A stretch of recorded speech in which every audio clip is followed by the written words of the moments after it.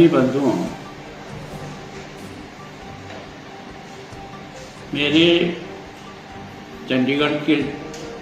निकल जाने के बाद मेरे बयानों को लेकर के कई तरह के प्रश्न खड़े किए गए। मेरी आप सबसे विनम्र प्रार्थना है कि मेरा भाषण शुरू से लेकर आखिर तक एक बार आप सुन लें, मेरे भावों को सुन लें, मेरे शब्दों को सुन लें, मेरे मन में प्रताप के प्रति कितनी श्रद्धा है, आस्था है, विश्वास है। पहली बार मैं नया 33 साल की उम्र में एमएलए बनकर गया था, तब मैंने आग्रहपूर्वक प्रताप के इस शौर्यपूर्ण जीवन को मेवाड़ में स्थापित किया जाए। घर घर गांव गांव लोगों के मन में प्रताप की उस जीवन को लोग नज़दीक से देख सकें,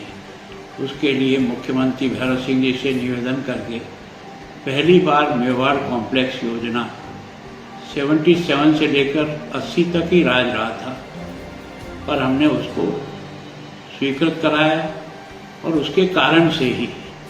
आज कुंभलगढ़ का विकास, गोगुंदा का विकास, चावंड का विकास, हल्दी घाटी का विकास उसके बाद शुरुआत हुई। मैंने उस विषय को ही इस रेफरेंस में कहा था कि कांग्रेस का 47 से लेकर के 77 तक सरकारें रही, लेकिन प्रताप के जीवन को ऊंचाई पर ले जाने के लिए किसी भी प्रकार का काम नहीं हुआ। हमने पहली बार उसकी शुरुआत भी की, उसको निरंतर आगे बढ़ाया और अब की बार भी सरकार ने अपने बजट में प्रताप से संबंधित स्थानों को और विकसित करने के लिए 175 करोड़ रुपए की स्वीकृति दी है। मेरा कहने का भाव ये था कि हम लोगों ने प्रताप के उस शौर्यपूर्ण जीवन को जन जन तक पहुंचाने, आने वाले पर्यटक को भी प्रताप की गाथाओं से परिचित कराने के लिए ये सारे के सारे विकास प्रारंभ किए। ये विकास कांग्रेस भी कर सकती थी, इतना लंबा कालखंड रहने के समय में भी ये मेरा उसमें भाव था। मैंने